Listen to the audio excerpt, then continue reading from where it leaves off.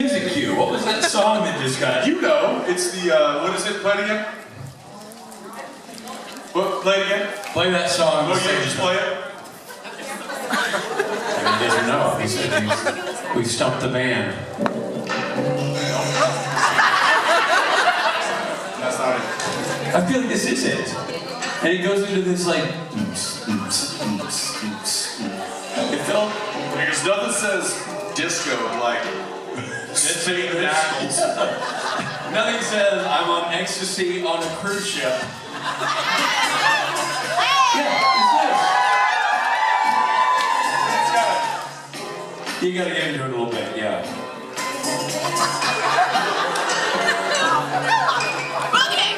Slow opening. That's what she said. Well, there we go. There we go. That's not what she said. Maybe it was what she said. How you doing, Richard Speight Jr.? I'm doing great, Jensen Ackles, and yourself? Oh, I feel good! Yeah, I can tell. That's not really how Jake Brown meant it. I feel good! He meant it like that. He didn't mean it like, even in spite of these knees, I can sit down. That's you're like, oh God, it's another day in paradise. I will say this. What? As I've gotten a little bit more wisdom in years, Yeah. We're gonna skip over the syntax. the noises that are made from simply getting up and getting down Yeah. have increased dramatically. Well, I have three sons, Fletch, who's been spending time with us this weekend. We had a great ride home last night, by the way. I Oh, don't know if I really? told you about it. He said you guys had a good time, but I didn't get the highlights. I had some maybe unsolicited parental advice for him for about an hour. Attaboy. Good. Well, I'm sure it was probably very similar to mine. It was not good. Okay, It was not good. But You'll have to undo what I just... it's a constant, you know, I know. between you and his other 14-year-old friends. But he has, he's constantly saying, he's like, Dad, you make the stereotypical dad sounds. I'm like, what do you mean? He's like, you just sat down, you went, ah.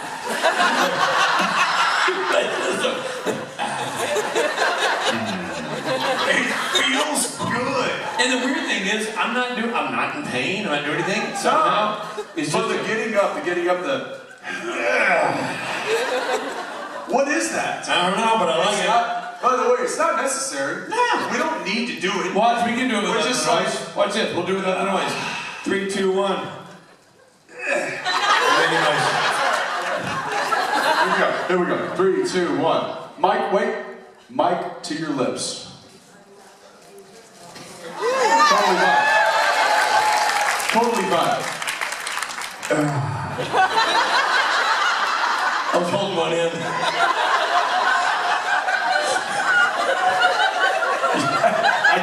I can't keep it in. I got a dad. I'm gonna pull a hammy. I got a dad sound bacon in the oven. Ooh. No, I'm back. Yeah. Ah, it's fun getting older. 15 years, man. If you think about like 15 years, you had 0 children when you started doing Rome.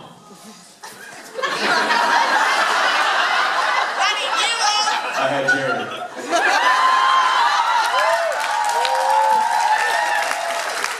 Well done.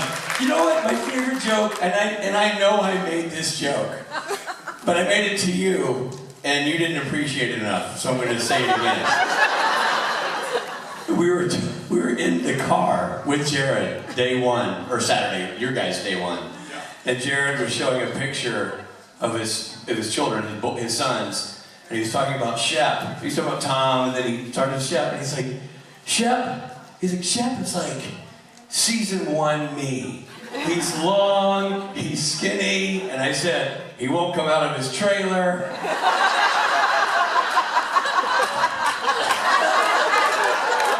Kaboom! Home run! Crickets from this guy.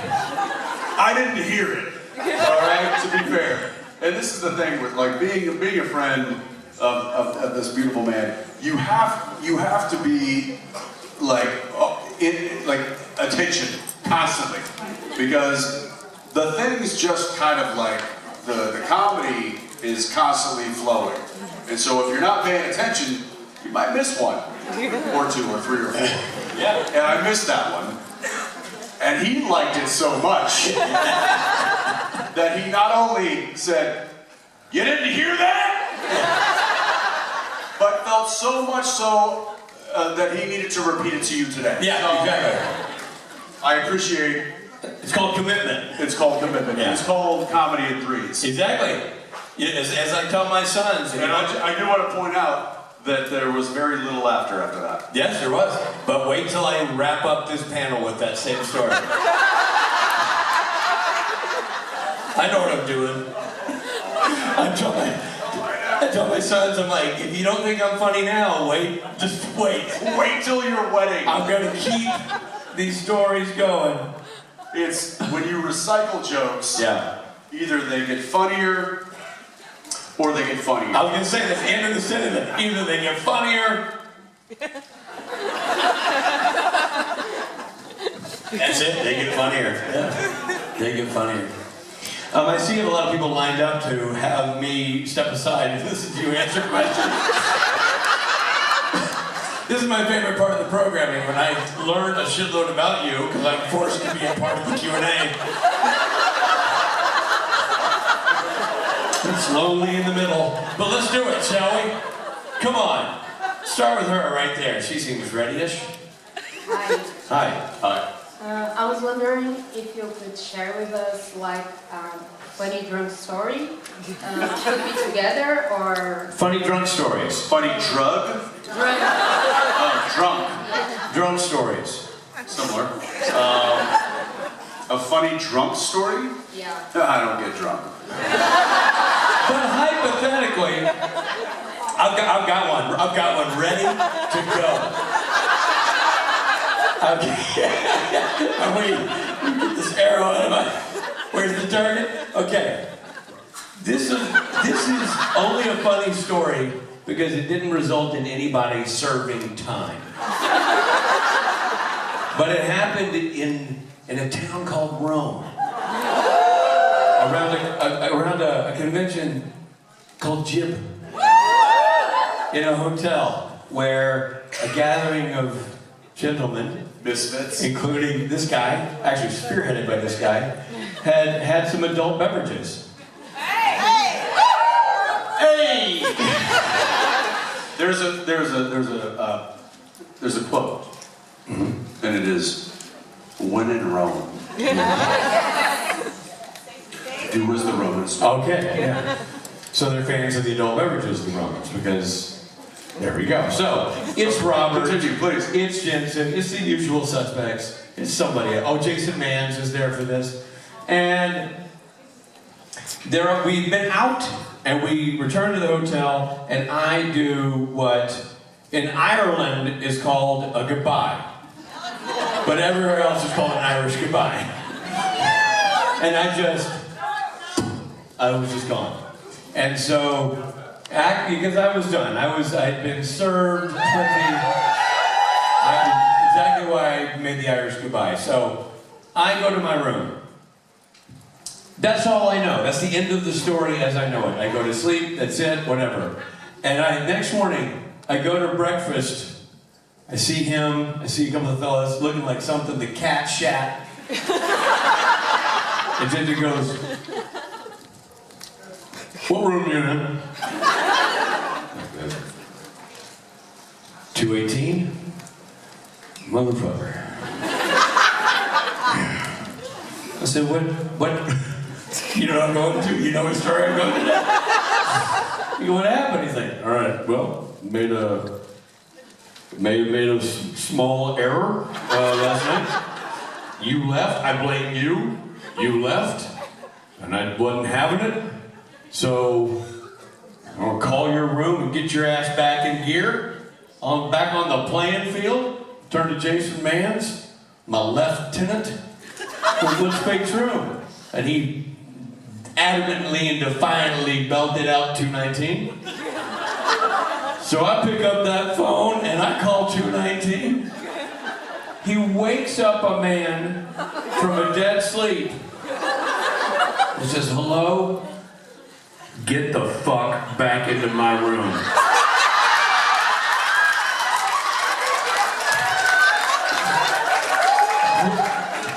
Who is it? You know goddamn well who this is. You were not given permission to leave. You get back to this goddamn room. Why are you threatening me? I'm threatening you because I'm serious. Now get up here. I'm sick of this shit. Click. Beat, beat, beat, beat. That may or may not have been Richard. Jason, how sure are you that he's in 219? Cut to Jason.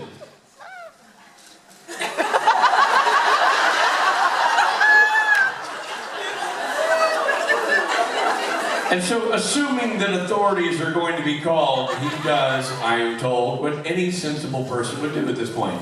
He tells everybody in the room, grab a knife. There may be angry hotel personages banging on this door, and we need to be prepared to defend ourselves. Yeah, you told that mildly. I was much worse. Okay, well, now that I'm telling, because I'm a hearsay storyteller at this one. It's still one of my favorites. But it was the actual language. I called you back. There was 2 calls. Oh. I hung up because I wasn't getting the response that I wanted from who I thought was Richard. So I hung up to prove a point. But I had more to say. So I picked that phone up and I called that room again. And this poor man answered one more time.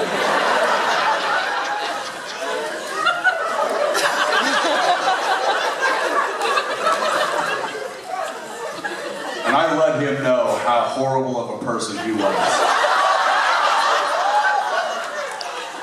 And I meant it. So much so that I said, I'm going to come to your room and drag you out by your hair.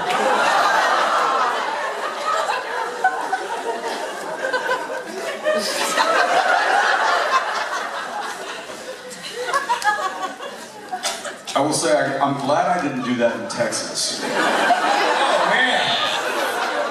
Because the response was, basically, I think you have the wrong number. I don't think this is the person that you want to speak to. And it was in broken English. And I Still could have been me, by the way. That does not eliminate me. No, by the way, I was like, nice try, Speight.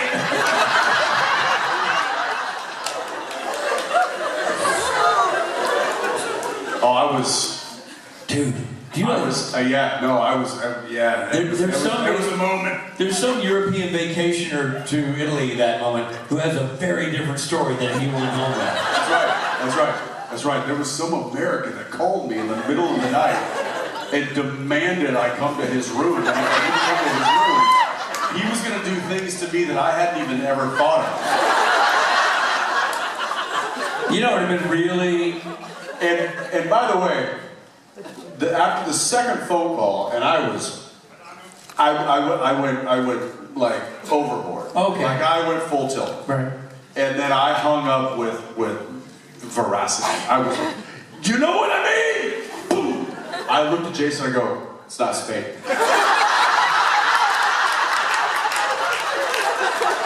I don't know who that was, but that was not our man. Oops. Yeah. Oops.